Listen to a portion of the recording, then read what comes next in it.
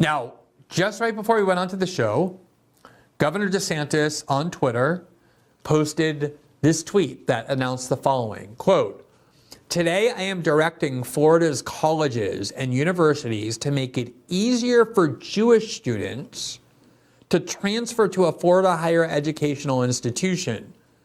While leaders of, quote, elite universities enable anti-Semitism, we will protect Jewish students and welcome them to Florida." And there are provisions in this law that essentially say that people who opt into this program will have out-of-state tuition reduced to make it more like in-state tuition. Here is the group StopAntisemitism.com, which has basically become the cancel culture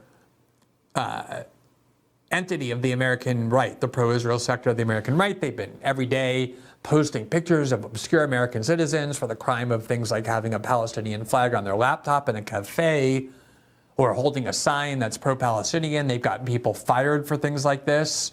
They're dragging them into the public. All the things the American right has spent years saying they're opposed to.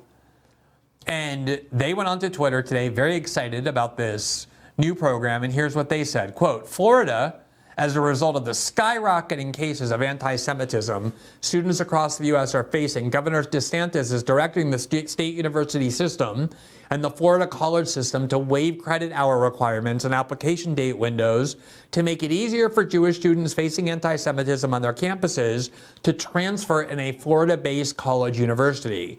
In-state tuition may be granted on a case-by-case basis."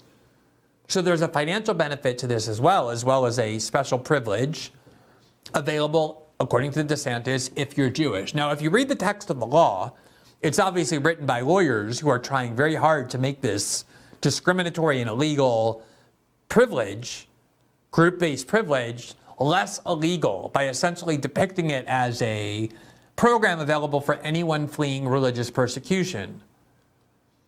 But Governor DeSantis, in describing the purpose of it, said specifically, just like he did with his hate speech law, that it's designed to benefit American Jews. Now, the American right has been hearing grievances from all sorts of minority groups and mocking them and heaping scorn on them, saying, look, stop complaining.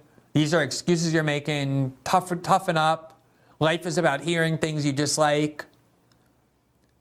Mocking black student groups and Asian student groups and LGBT student groups and Muslim student groups.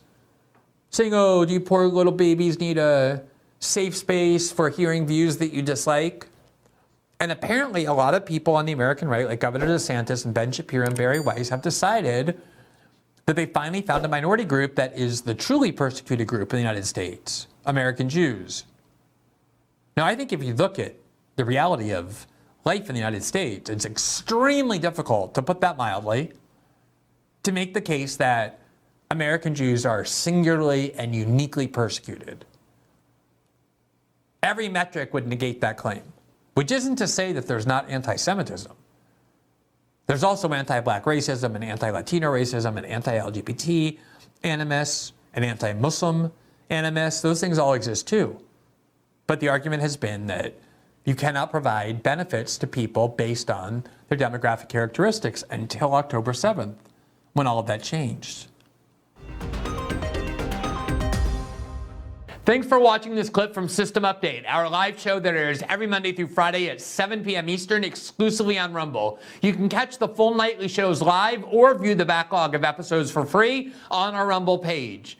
You can also find full episodes the morning after they air across all major podcasting platforms, including Spotify and Apple. All the information you need is linked below. We hope to see you there.